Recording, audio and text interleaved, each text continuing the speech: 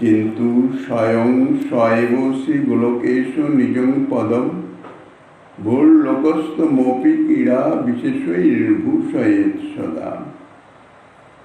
কলিযুগ পাবন অবতার পরম করুণাময় শ্রী শ্রী গৌরাঙ্গ সুন্দরের পরম অন্তরঙ্গ প্রিয় পার্ষদবর্জ পূজ্যপাদ শ্রী সনাতন গোস্বামী পাদ তাহার শ্রী শ্রী বৃহৎ ভাগবতামৃতম নামক শ্রী গ্রন্থের দ্বিতীয় খণ্ডের পঞ্চম অধ্যায়ে 101তম শ্লোকে বলছেন শ্রী নারদ ঋষি গোপকুমারকে উদ্দেশ্য করে যে নিশ্চয় জানবে যে সেই গোলকের শ্রীকৃষ্ণ স্বয়ংই বিশেষ বিশেষ ক্রীড়া সকল দ্বারা সেই ভূলোকস্থ আপনার নিজ ধাম মাথুর ব্রজভূমিকে বিভূষিত করে থাকেন। ইতিপূর্বে বলা হয়েছে সর্বোপরি স্বয়ং ভগবান শ্রীকৃষ্ণের যে ধাম গোলক ধাম, সেই গোলক ধামই অনন্ত কোটি ব্রহ্মাণ্ডস্থ মর্তভূমিতেও প্রভু যখন প্রতি ব্রহ্মাণ্ডেই লীলা প্রকট করেন, তখন সেখানে লীলা প্রকটনের আগেই ধাম আবির্ভূত হয়ে যায় এবং সেখানে যে বিশেষ বিশেষ লীলা করেন, যার জন্যে ব্রজভূমি অর্থাৎ গোলক, বৈকুণ্ঠস্থ গোলক আর ভূলোকস্থ গোলক। ভূলোকে যখন সেই গোলকধাম প্রকটিত হন, সেখানে শ্রী গোবিন্দ প্রকটিত হয়ে সপরিকরে যে লীলা করেন, নিশ্চয় জানবে যে ক্রীড়ালম্পট সেই গোলকেশ অর্থাৎ সেই স্বয়ং ভগবান শ্রীকৃষ্ণ অর্থাৎ ব্রজেন্দ্র নন্দন শ্রীকৃষ্ণ লীলা রস বিশেষ করে রসিকৃষ্ণ কর্ত লীলারস লম্পট, সেখানে অর্থাৎ এই মর্তভূমিস্থ সেই যে ব্রজভূমিতে বিশেষ বিশেষ ক্রীড়া সকল এখানে প্রকটন করে, অর্থাৎ বিশেষ বিশেষ ক্রীড়া দ্বারা ভূলোকে বর্তমান নিজ পদ শ্রী মথুরা ব্রজভূমিকে সর্বদাই অলঙ্কৃত করে থাকেন। বৈকুণ্ঠস্থ গোলকে লীলা চলছে, নিত্য লীলা, সেখানে কিন্তু জন্ম লীলা নাই, সেখানে বাল্য পৌগণ্য ইত্যাদি লীলা নাই, কেননা নিত্য কিশোর স্বরূপে বর্তমান। যদিও শ্রীকৃষ্ণের অচিন্ত লীলা শক্তি, লীলারস আস্বাদন সর্বত্রই হচ্ছে, আর লীলা নিত্য। বৈকুণ্ঠে ভৌমে যে লীলা প্রকটন করছেন, সে লীলাও নিত্য। যখন প্রকট লীলা হচ্ছে তখন নিত্য ঠিকই, কিন্তু অপ্রকট নিত্যধামেও অবশ্যই সে লীলা থাকবে, তাহলে লীলা নিত্যত্ব হানি হয়ে যায়। লীলা নিত্য চলছে, ভৌমি তা প্রকটিত করছেন, আবার যথারীতি অপ্রকট করে দিচ্ছেন। তো এই যে ভৌমি যে লীলা যে প্রকট হচ্ছে, এই লীলার শ্রী গোবিন্দ বলেছেন অবতীর্ণ হয়ে এমন লীলা করবেন যাতে মোর চমৎকার।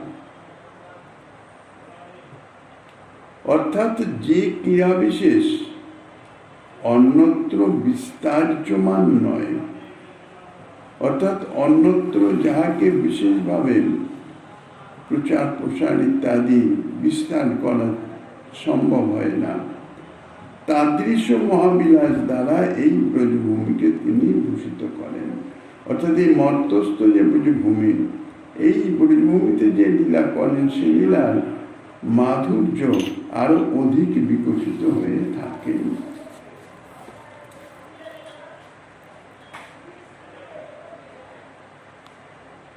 নাত্র কহপন্তি ভিন্ন যত্তত্র ত্যাজন বল্লভ উদ্ধবস্তঞ্চ তত্রত্র তৎ গোপং কিঞ্চিদুট্টদেন। এই স্থানে ব্রজভাব বিরোধী কেহ উপস্থিত নাই, তাই আমি কিঞ্চিত গোলক মাহাত্ম বর্ণনা করিতেছি।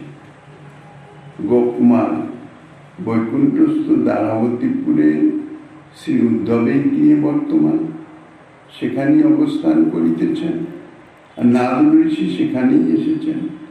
কাজে এখানে অন্য কেউ তো নাই, নারদ ঋষি, গোপকুমার আর উদ্ধব মহারাজ। উদ্ধব মহারাজ তিনি ব্রজ ভাবেন বিভাবিত, তিনি ব্রজভাব সম্বন্ধে জানেন, যার জন্য ব্রজে গুলমলতা অর্থাৎ মর্ত ব্রজভূমিতে গুলমলতা রূপে নিজেকে জন্ম প্রাপ্তির নিমিত্ত প্রার্থনা জানিয়েছেন। কাজেই নারদ ঋষি বলছেন যে এখানে এখন ব্রজভাবের বিরোধী কেহ নাই। শ্রীমান উদ্ধব ব্রজবাসীদিগকে হৃদয় বল্লভ বলে জ্ঞান করেন। আর গোপকুমার, তুমিও তো ব্রজভূমিতেই জন্মগ্রহণ করেছ, কাজে তুমিও তো ব্রজবাসী, ব্রজভাব সমন্বিত। সুতরাং তোমাদের নিকটে এই ব্রজে ভাব, ব্রজের যে বিশেষ মহালীলা বিলাস, সে সম্বন্ধে যদি বর্ণনা করি তাহলে তাহাতে কোনো রকম হানি নাই। কেননা যা দৃশ্য ভাব, ভাবের ভাবুক না হলে ভাব অনুভূত হয় না। তাদৃশ্য ভাব যদি না থাকে, সেই ভাবের বিষয়ে তাকে বললে তাহা যথাযথ গৃহীত হয় না, অর্থাৎ সে লীলা কথার মর্যাদা হানি হয়।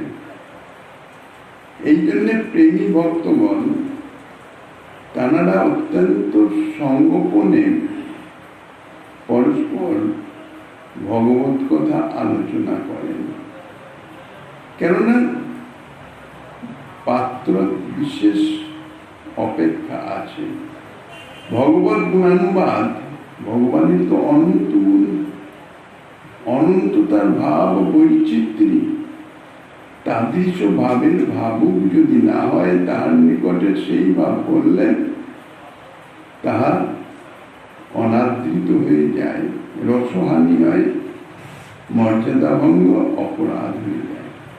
এই জন্যই নারদ ঋষি বিশেষ করে বললেন যে এখানে ব্রজভাব বিরোধী তো কেউ নাই, কাজেই আমি প্রাণ খুলে সেই ব্রজ সম্বন্ধের কথা তোমাদের নিকটে বললে তাহাতে কোনো হানি নাই, ক্ষতি হবে না।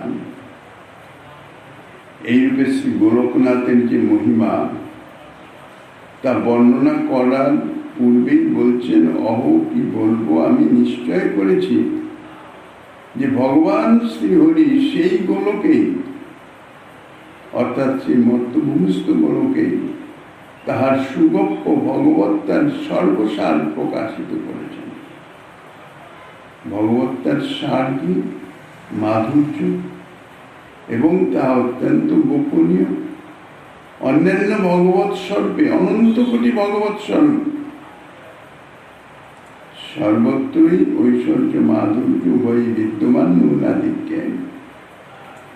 কিন্তু এই যে ব্রজভূমি, এখানে ভগবত্তার সর্বসার, সারাৎসার অর্থাৎ পরিপূর্ণ মাধুর্য। তো এই কথা যে উক্ত হয়েছে অধু নামে বিস্তার রূপে, তাহারই তাৎপর্য ব্যাখ্যা করিতেছি, শ্রবণ করো।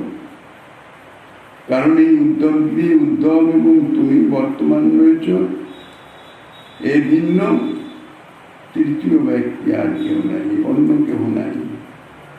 কাজে বক্সমান ভগবত প্রেম ভক্তি বিশেষ, অর্থাৎ এই যে ব্রজপ্রেমের কথা, ব্রজপ্রেম ভক্তির কথা, বিশেষত ব্রজ যুবরাজের নিগুড় লীলা রহস্য কথা, তাহার শ্রবণের অযোগ্য পাত্র এখানে কেহ নাই।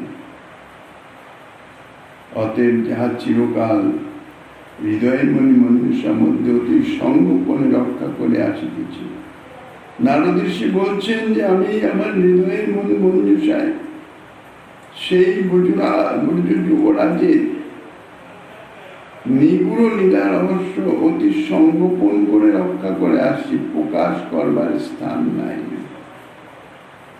সেই ব্রজ যুবরাজের লীলারত্ন সকল এখন আমি তোমাদের সম্মুখে উদ্ঘাটিত করিব।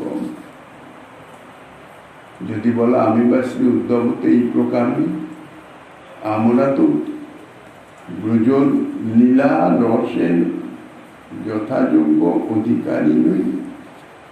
দৈন্যতা সহকারে এটা বলতেই পারে। সুতরাং আমাদের নিকটেই বা তাহা কিভাবে ব্যক্ত করবেন, আর ব্যক্ত করলে আমরা তাহা অনুভবই বা কিভাবে করব। তাহাতে বলছি শোনো, এই শ্রীমান উদ্ধব ইনি ব্রজবাসীগণকে হৃদয় বল্লভ জ্ঞান করেন। ব্রজ গিয়ে ব্রজপ্রেমীর যে নিগুড় রহস্য তাহা অনুভব করেছেন। আর গোপকুমার তুমি তো স্বয়ং ব্রজভূমিতে জন্মগ্রহণ করে তুমি তো ব্রজবাসী, ব্রজের ভাবেই তো তুমি ভাবান্বিত, তোমার মধ্যে তো অন্য কোনো ভাব আসতেই পারে না। কাজে তোমাদের কাছে ব্যক্ত করতে কোনো হানি নাই। তত্ত্বত লীলা রহস্য কথা, লীলা সদা সর্বদাই রহস্যপূর্ণ। তার মধ্যে ব্রজলীলা হচ্ছে সবচেয়ে নিগুড় রহস্যপূর্ণ, যাহা অনুভব করা যায় না, যাহাতে প্রবেশ নাই। এই জন্যে নিগুড় লীলা রহস্য সর্বত্র ব্যক্ত করা উচিত নহে। শ্রীমদ্ ভাগবতে এই ব্রজেন্দ্রনন্দন শ্রীকৃষ্ণের যে নিগুড় লীলা রহস্য শ্রী সুখদেব গোস্বামী পাদ বর্ণনা করেছেন অতি সূত্রাকারে, পরিষ্কার করে বর্ণনা করেন নাই। তার মধ্যেও যে ব্রজেন্দ্র নন্দনের শ্রী রাস লীলা অতি নিগুড় রহস্যপূর্ণ লীলা, অনধিকারী ব্যক্তির তাহার শ্রবণ করাও উচিত নহে। শ্রবণেই যথাযোগ্য যদি অধিকারী না হয়ে সেই লীলা রহস্য কথা শ্রবণ করেন, তাহলে তাহাতে তাহার ভাব সদৃশ ভাবের সঙ্গে তাদাত্ম্য প্রাপ্ত হয়ে প্রাপঞ্চিক অর্থাৎ লৌকিক ভাব প্রকটিত হলে তাহাতে মহা অপরাধ সংঘটিত হয়। শ্রীমন্ মহাপ্রভু স্বয়ং শ্রীমুখে বলেছেন যে এই রাসলীলা শ্রবণের আমিও অধিকারী নই। ব্রজলীলার নিগুড়ত্ব রহস্য তাহা বর্ণনা অর্থাৎ প্রকাশ করবার নিযুক্ত। শ্রী ভগবানের লীলা সবই লীলা, কিন্তু লীলা তারতম্য আছে।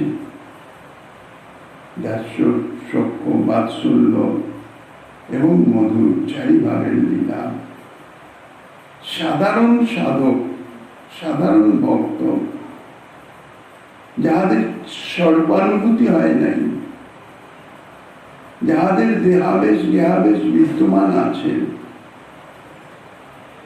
তাহারা ব্রজেন্দ্রনন্দন শ্রীকৃষ্ণের এই সমস্ত লীলা কথা মধ্যে প্রবেশ না করাই উচিত। ভগবত লীলা কথা অবশ্যই শ্রবণ করবেন।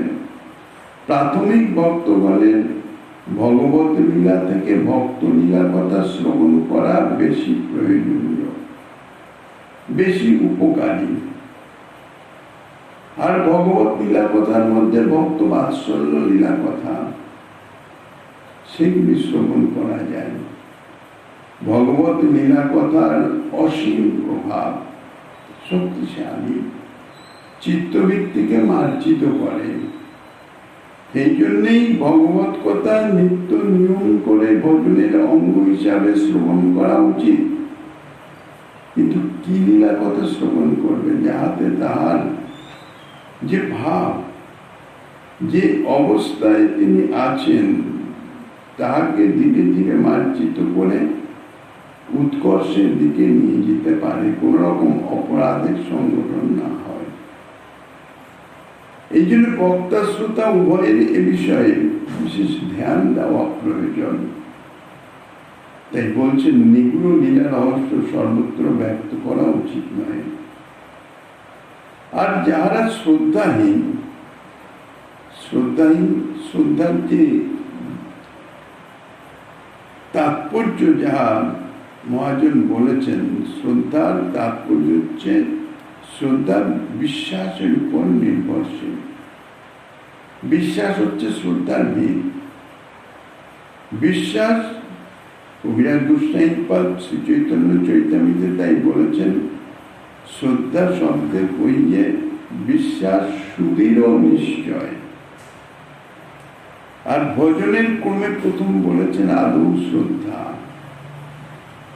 কাজেই যাহাদের শ্রদ্ধা চিত্তে জাত না হয়েছে, ভজন ক্রিয়া ঠিক ঠিক নিয়ম মতো আগ্রহের সহিত, আদরের সহিত ভজন ক্রিয়া করতে করতে ধীরে ধীরে চিত্ত মার্জিত হয়ে শ্রদ্ধার উদয় হতে থাকে, এবং শ্রদ্ধা আস্তে আস্তে আস্তে আস্তে ধীরে ধীরে যথার্থ শ্রদ্ধায় গিয়ে পরিণত হয়।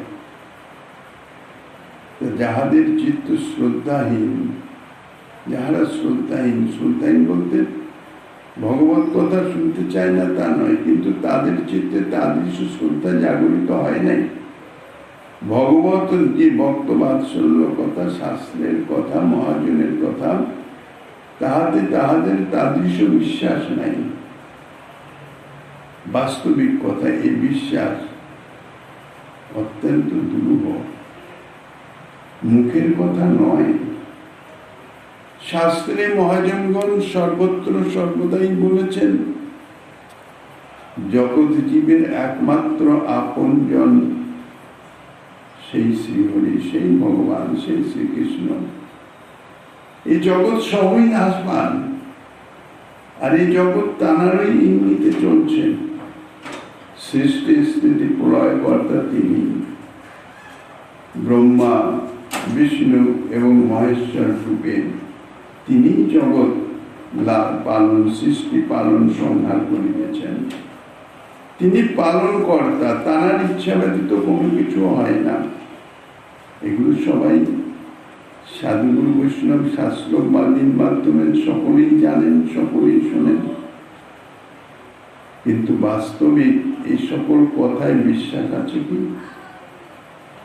যথার্থ বিশ্বাস হয় নাই।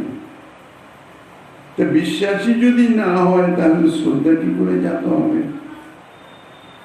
এই জন্যে বলছেন, যাহারা শ্রদ্ধাহীন, শ্রদ্ধাহীন মানে তাদের চিত্তে তাদের শ্রদ্ধা জাত হয় নাই, শ্রদ্ধা সেই স্তরে পৌঁছায় নাই। যাহাদের চিত্ত অতিশয় কর্কশ বা দুষ্ট ভাবপূর্ণ। বাস্তবিক তত্ত্ব তো বিচার করলেন, অনাদি জন্ম সঞ্চিত ভোগ বাসনা এমন ভাবে চিত্তকে রঞ্জিত করে রেখেছে, চিত্তে সদা সর্বদাই সেই ভোগ বাসনা পূর্তির নিমিত্ত সেই ভাবনা নিয়েই পরিপূর্ণ আছে, সেই চেষ্টাই বিদ্যমান। তো নারদ ঋষি বলছেন যে, যাহাদের চিত্ত অতিশয় কর্কশ, অর্থাৎ তাদের শ্রদ্ধা জাত হয় নাই, আর শশুক ভোগ বাসনায় পূর্ণ, দেহাবেশ গেহাবেশে একদম মত্ত, একটু নিত্য নৈমিত্তিক ভোগের তারতম্য হলেই চিত্ত ক্ষোভিত হয়ে যায়, চিত্তের প্রশান্তি আর বিদ্যমান থাকে না। সেখানে কাম, ক্রোধ, লোভ ইত্যাদির পুগল তাহারা খেলা করতে থাকে। তাদৃশ ভাবাপূর্ণ ব্যক্তি তাহারা যেন কদাচ এই নিগুড় লীলার কথা শ্রবণ না করে, অনুশীলন না করে। তাহারা যদি এই নিগুড় রসময়ী লীলা কথার আলোচনায় প্রবৃত্ত হয়, তাহাদের প্রাকৃত মন বুদ্ধি চিত্ত এই অপ্রাকৃত লীলা কথার সম্বন্ধে কিছুই অনুভবে আনতে পারবে না। তাহাদের চিত্তে কিছুই প্রকাশিত হবে না। এই লীলার প্রকৃত রহস্য তারা উপলব্ধি করতেও পারবে না। বরং কি হবে, এই ভুবন পাবনী অপ্রাকৃত লীলা তত্ত্বকে, লীলা কথাকে শ্রী সুখদেব গোস্বামীপাদ রাসলীলা বর্ণনের শেষে বলেছেন যে এই লীলা কথা শ্রবণ করলে হৃদরোগ কাম দূরীভূত হয়ে যায়। এতাদৃশ মহামহিম শক্তিশালী এই ভগবত লীলা কথা, হৃদরোগ কাম অনাদি জন্ম সঞ্চিত যে কাম ও বাসনা যাহা হৃদয়ে একবারে হৃদয়ের সঙ্গে মাখামাখি ভাবে মিশে আছে, তাহা দূরীভূত হয়ে যায়। দুধ আর জল যদি মিশে যায়, তাহলে দুধ থেকে জলকে কি আলাদা করা সম্ভব? বলছেন সম্ভব। কিভাবে সম্ভব? দুধকে যদি নিরন্তর তাপ দেওয়া যায়, তাহলে জল যেটুকু আছে সেটুকু বাষ্প হয়ে চলে যায়। তো সেই রকম ভজনের মাধ্যমে হৃদয়ের যে কলুষতা যা আছে,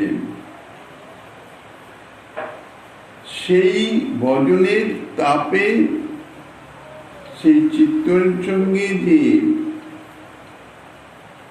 কলুষতা অর্থাৎ যে ভোগ বাসনা, প্রাকৃত বাসনা, তাহা ভজনের তাপে ধীরে ধীরে বাষ্প হয়ে মিলিয়ে যায়, অর্থাৎ দূরে চলে যায়। হৃদয় শুদ্ধ পবিত্র হতে থাকে। হৃদয় পবিত্র শুদ্ধ হলে হৃদয় থেকে যেই অজ্ঞান অবিদ্যা, তাহা যতক্ষণ দূরীভূত না হচ্ছে ততক্ষণ তো হৃদয় শুদ্ধ হচ্ছে না। এই জন্যই তো ঠাকুর মহাশয় বলেছেন, মার্জন হয় ভজন সাধু সঙ্গ অনুক্ষণ। এই যে ভজন, যে ভজনের দ্বারা চিত্তবৃত্তিকে শুদ্ধ করতে হবে, শুদ্ধ হবে, ধীরে ধীরে ভক্তি মহারানী আসনে পরিবর্তিত হবে, সেই ভজন নিত্য মার্জিত করা যায়। মার্জন হবে কিভাবে? সাধুসঙ্গ অনুক্ষণ, নিরন্তর সাধুসঙ্গ। এখানে সাধুসঙ্গ বলতে সাধুর সান্নিধ্য অবস্থান নয়, সাধু মুখে যে ভগবত কথা, ভক্ত কথা যা শ্রবণ হয়েছে তাহার অনুধ্যান, তাহার স্মরণ মনন এবং নিজ জীবনে তাহাকে কার্যে পরিণত করা, ইহাই হচ্ছে প্রকৃত সঙ্গ, প্রকৃষ্ট রূপে সঙ্গই। তাহাতে কি হবে বলছেন, অজ্ঞান অবিদ্যা করা যায়। অনাদিকালের যে অজ্ঞান অবিদ্যা, দেহাত্মবোধ, আর এই দেহাত্মবোধ বা দেহাবেশ ভজনের এক মুখ্য পরিপন্থী।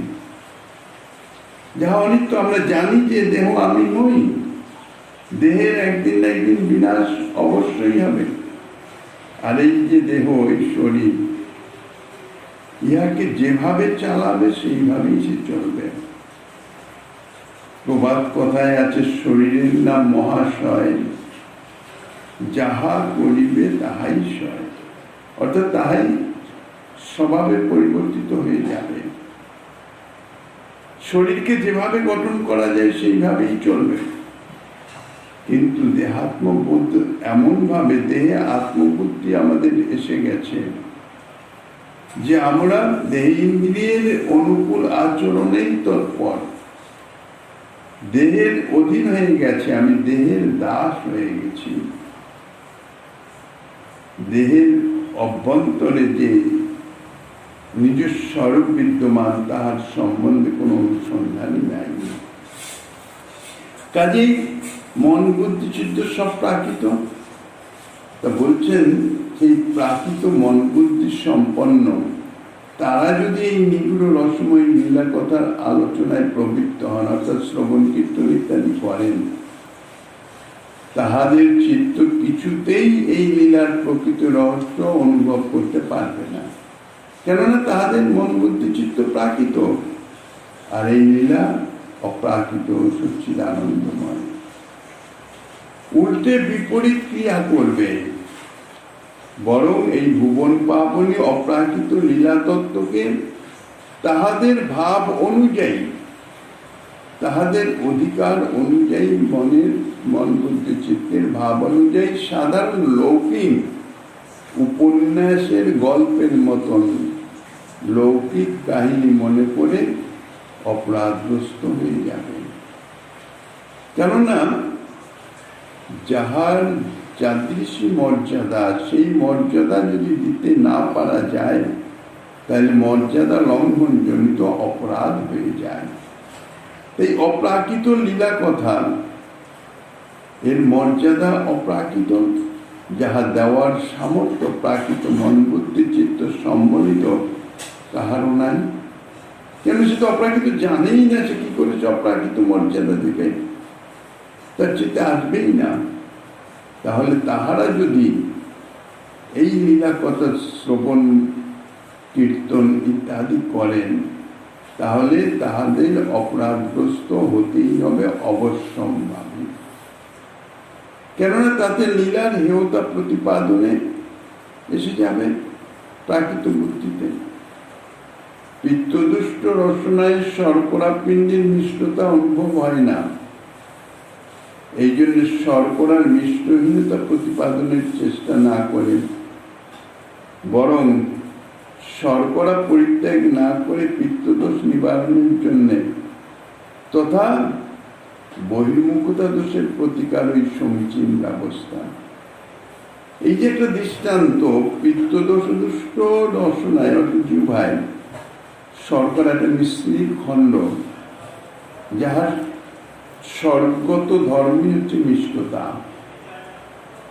তো সেই পিত্তদুষ্ট যদি জিহ্বায় সেই মিশ্রির খণ্ডটি যদি আস্বাদিত হয়, তাহা তিক্ত লাগে, কেননা তাহার জিহ্বাটাই তিক্ত হয়ে রয়েছে।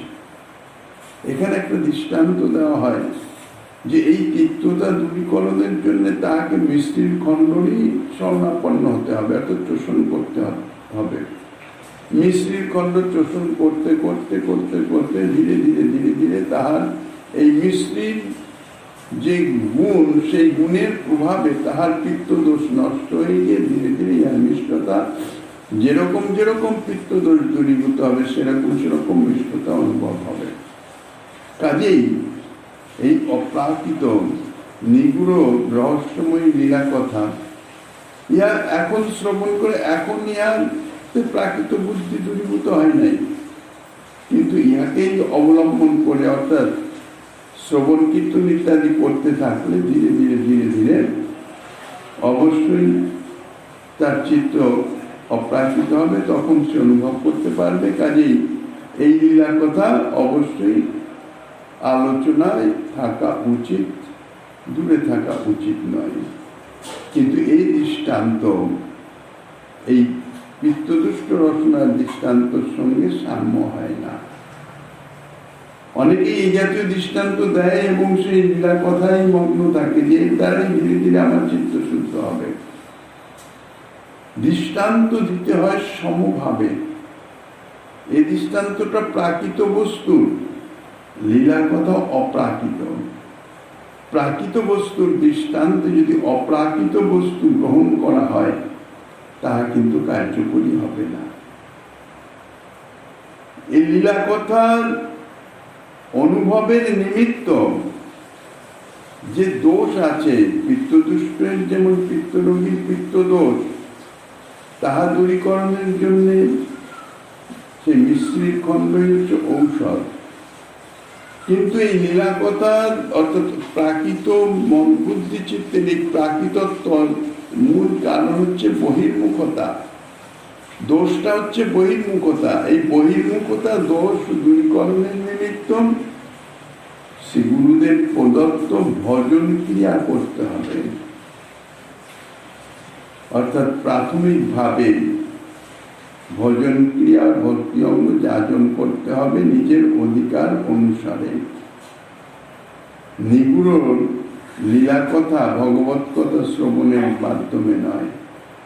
ভগবত কথা শ্রবণ অবশ্যই করবে। ভগবানের যে সমস্ত লীলা কথা এই বহির্মুখতা দোষ দূরীকরণের নিমিত্ত যাহা বিশেষ উপযোগী সেই সমস্ত লীলার কথা শ্রবণ করবেন। মুখ্যত ভক্ত চরিত্র শ্রীমন মহাপ্রভু দেখিয়েছেন, আপনি আচরিত ধর্ম জীবের শিখায়। শ্রীমদ ভাগবতের প্রহ্লাদ চরিত্র ধ্রুব চরিত্র বলছেন শতাবৃত্তি করে শোনেন, মানে প্রতিনিয়ত শোনেন। এগুলি হচ্ছে বহির্মুখতার দোষ দূরীকরণের ঔষধ স্বরূপ। লীলা কথা ঔষধ স্বরূপ ঠিকই, কিন্তু সব লীলা কথা নয়। এইখানে সাধারণত আমাদের ভুল হয়ে যায়। আমরা শরণাঙ্গ ভজনে সেই লীলা কথা স্মরণ মননের মাধ্যমে আমরা আমাদের এই বহির্মুখতা দূরীকরণের চেষ্টা করি, কিন্তু তাহা যথার্থ নয়। এইভাবে নারদ ঋষি বলছেন যে নিগুড় লীলা কথা এখানে তোমরা দুজন আছো, তোমরা অধিকারী জন, তোমাদের নিকটে আমার এই হৃদয়ে মঞ্জুষা থেকে তাহা ব্যক্ত করলে তাহাতে কোনো দোষ হবে না। কাষ্টামূত্রৈব পরাং প্রভুর গতা স্ফুটা বিভূতির বিবিধা কৃপালতা সুরূপতা শেষ মহত্ব মাধুরী বিলাস লক্ষ্মীর বিভক্ত বর্ষতা। নারদ ঋষি বলছেন সেই মথুরা ব্রজভূমিতেই প্রভুর পরাকাষ্ঠা প্রাপ্তা বিবিধ প্রকার মহাবিভূতি কৃপালুতা সুরূপতা আদি অশেষ মাহাত্ম মাধুরী প্রকটিত, এমনকি ভক্তবর্ষতা আদি বিলাস লক্ষ্মীও বিরাজ করিতেছেন। সেই শ্রী মথুরা ব্রজভূমিতে প্রভুর প্রকট পরমানন্দ মহাবিভূতি সকল বিরাজ করিতেছে। তাহা কি প্রকার বলছেন? পরমাকাশটা প্রাপ্ত, মানে চরমোৎকর্ষে অবস্থান। এই প্রকার বিবিধ যে লীলা কথা, সেখানে কি ধরনের লীলা কথা বলছেন? সর্ববিধ লীলা বিরাজমান। বিবিধ কৃপালুতা, বিবিধ দয়াশীলতা, তাহার সুশোভন রূপ মাধুর্য, শ্রীবিগ্রহ শ্রীমূর্তির সৌন্দর্য বা স্বরূপতা ইত্যাদি অশেষ মহত্বের মাধুরী এবং বিলাস লক্ষ্মী, অর্থাৎ লীলা বিলাসের চরমতম তাহার শোভা ও ভক্তবর্ষতা আদি বিবিধ মহিমা, তাহাও চরম সীমা প্রাপ্ত হয়েছেন। ব্রজোষানন্দস্য গুণৈ স্বকীয়ৈ বিলাস গুড়াস মহাবিভূতে যস্যা কটাক্ষেন জগৎ বিভূতির বৈকুণ্ঠ নাথস্য বিহেশ্বরী। সেই নন্দব্রজ স্বকীয় মহাবিভূতি প্রভাবে মহালক্ষ্মীর বিহার ভূমি হয়েছেন, যাহারা কৃপা কটাক্ষপাতে জগতের ব্রহ্মানন্দাদিরও ঐশ্বর্য লাভ হয়ে থাকে। সেই বৈকুণ্ঠনাথের গৃহেশ্বরী মহালক্ষ্মী তিনিও তথায় অর্থাৎ ব্রজভূমিতে অসংকোচে বিলাস করিতেছেন। এই প্রকার বিস্তার রূপে গোকুল মহিমা বর্ণনে প্রবৃত্ত হয়ে প্রথমেই এই শ্লোকে সেই গোলকের অর্থাৎ গোকুলের সেই ব্রজভূমি যে বিভূতি তাহা বর্ণনা করছেন। এই যে ব্রজভূমি অর্থাৎ বলছেন নন্দ ব্রজ, নন্দ মহারাজের অধীনস্থ নিবাসস্থলী। নন্দ মহারাজ অর্থাৎ ব্রজরাজ, ব্রজবাসীগণের রাজা। তা রাজার একটা রাজ্যের সীমা থাকে, তো তা এই নন্দ মহারাজের যে রাজ্যের সীমা অর্থাৎ এনার অধীনস্থ যে ব্রজবাসীগণ প্রজাগণ তাহারা যেখানে অবস্থান করেন তাহাকে বলা হয় নন্দব্রজ। সেই নন্দব্রজ অর্থাৎ ব্রজভূমি বা বৃন্দাবন ধাম স্বকীয় সৌশল্যাদি গুণ প্রভাবে অর্থাৎ সতত পরমানন্দময় ভক্তি পীযুষ বল্লীর সরসতর মহাবিভূতির বিলাস ক্ষেত্র, বা এক কথায় বলা যায় যা মহালক্ষ্মী, সর্ববিধ শ্রী ঐশ্বর্য সম্পদ ইত্যাদি সমস্ত কিছুর অধিষ্ঠাত্রী দেবী তো মহালক্ষ্মী। তা বলছেন সেই মহালক্ষ্মীর ক্রীড়াভূমি, খেলার জায়গা, অর্থাৎ সর্বত্র এখানে মহালক্ষ্মী অত্যন্ত প্রসন্ন আনন্দ চিত্তে অবস্থান করছেন তাঁর সর্বসম্পদ সহ। তাই শ্রী শুকদেব বর্ণনা করেছেন যে সেই অবধি নন্দ ব্রজ, অর্থাৎ যখনই শ্রী গোবিন্দ অর্থাৎ ব্রজেন্দ্র নন্দন শ্রীকৃষ্ণ তিনি আবির্ভূত হয়েছেন, তত আরব্য নন্দস্য ব্রজ সর্বসমৃদ্ধিমান হরে নিবাসাত্মক গুণই রমা কিরমভূন্নিপম। অর্থাৎ সেই অবধি অর্থাৎ নন্দনন্দনের আবির্ভাব ক্ষণ থেকে নন্দ্রভুজ সর্বসমৃদ্ধিতে পরিপূর্ণ হল এবং শ্রীহরির নিবাস হেতু তাহা বিশেষ গুণ নিচয়ে বিভূষিত হয়ে মহালক্ষ্মীর বিহার ভূমি হয়ে উঠল। যে মহালক্ষ্মীর কটাক্ষপাতে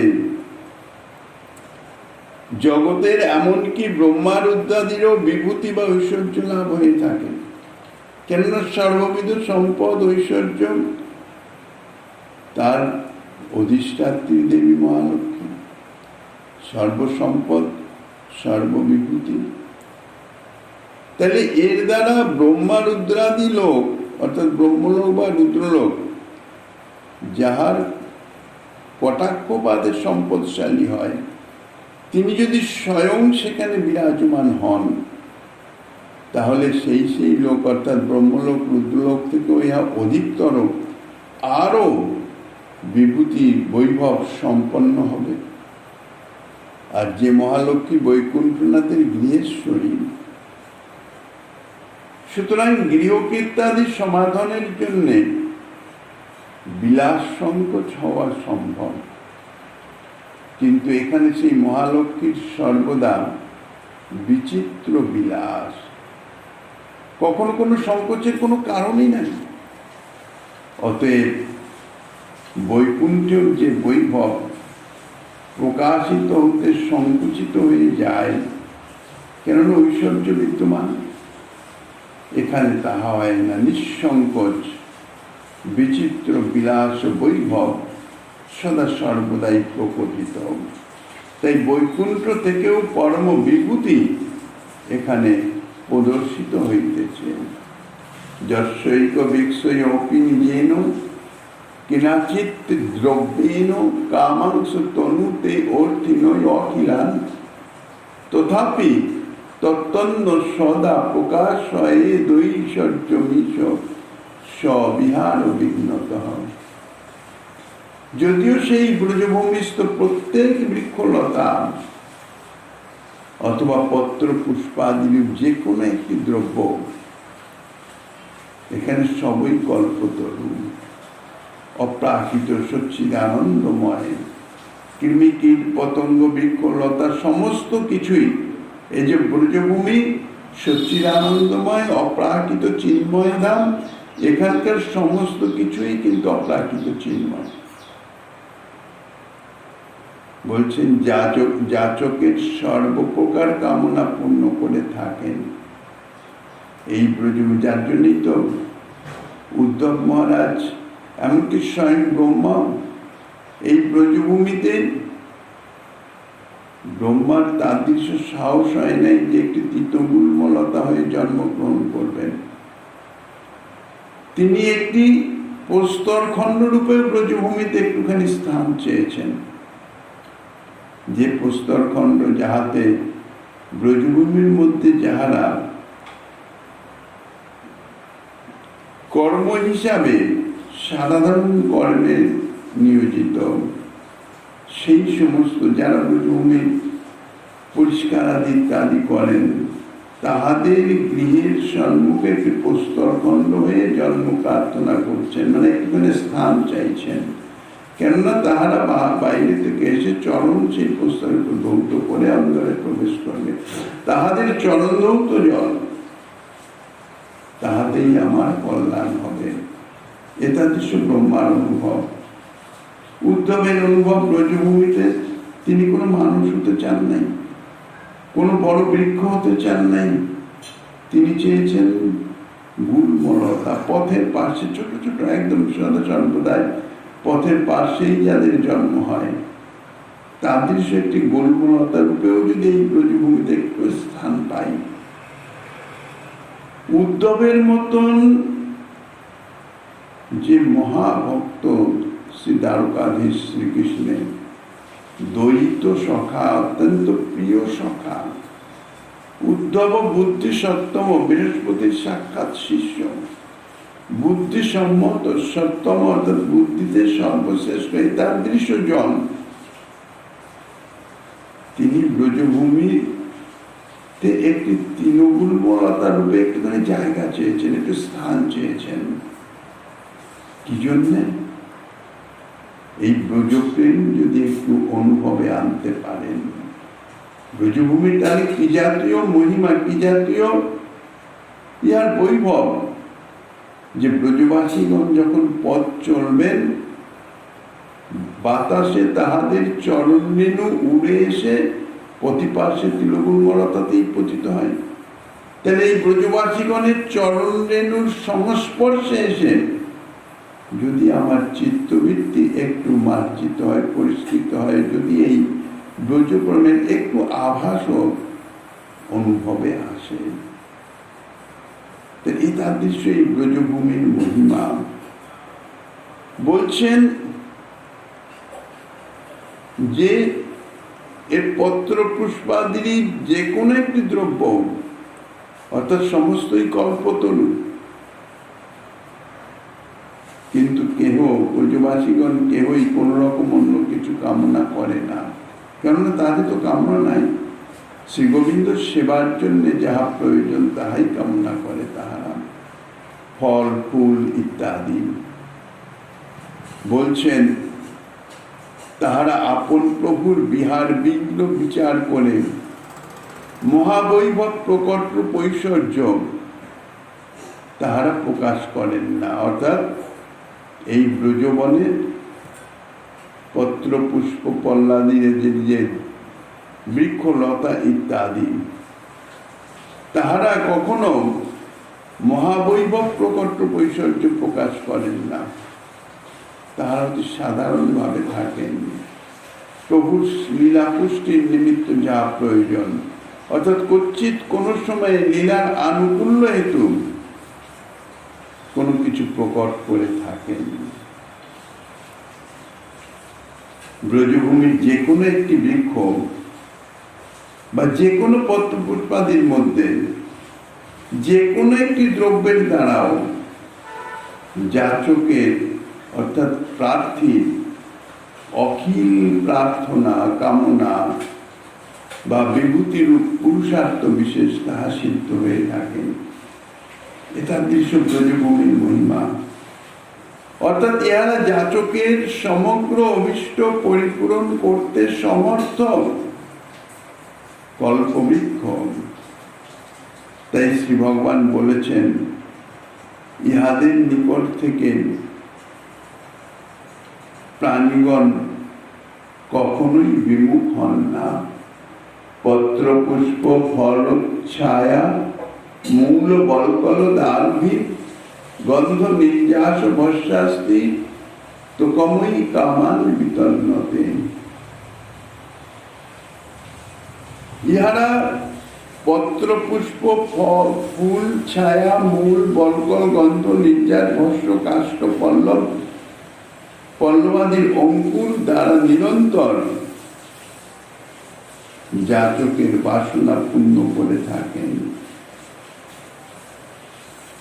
যদি বলো তাহলে কি জন্য তাহারা তাদৃশ বিভূতি গোপন করেছেন? ইহারা যে মহাবৈভব সম্পন্ন, সমস্ত কিছু দিতে সমর্থতা, তাদের সেই প্রভাব, সেই বৈভব তারা গোপন করে রাখেন কেন? অথবা পূর্বাদিষ্ট প্রকারে তাদৃশ লৌকিক লীলা কিরূপে সম্পাদিত হয়ে থাকে? তার উত্তরে বলছেন, পরমেশ্বর অর্থাৎ ব্রজেন্দ্রনন্দন শ্রীকৃষ্ণের স্বীয় বিহারে অর্থাৎ তাঁর লীলা বিলাসে বিঘ্ন উপস্থিত হবে বলেই, অথবা স্বীয় প্রভুর বিহারে বিঘ্ন পর্যালোচনা করেই শ্রী যোগমায়া তাদৃশ্য মহাবৈভব প্রকল্প ঐশ্বর্য সর্বদা প্রকাশিত করেন না। লীলা অনুরোধে কখনো কখনো প্রকাশিত হয়। অত্যাশ্চর্য, শ্রী গোবিন্দের লীলার প্রয়োজন যদি হয় তখনই অত্যাশ্চর্য, তারা সবকিছু প্রকট করতে পারেন না। কিন্তু কদাচিৎ কোনো হেতু বিশেষে অর্থাৎ বিশেষ কার্য উপলক্ষে তাহা প্রকটিত করে থাকেন। কিন্তু সর্বদা লৌকিক বন্ধুতা রক্ষার নিমিত্তই সেই মধুর বিনোদই সর্বদা বিস্তার করে থাকেন। অর্থাৎ লীলার যে লৌকিকত্ব তাহা বর্তমান রাখার জন্য তাহারা সাধারণভাবে অবস্থান করেন, কখনো অলৌকিক কিছু চট করে করেন না।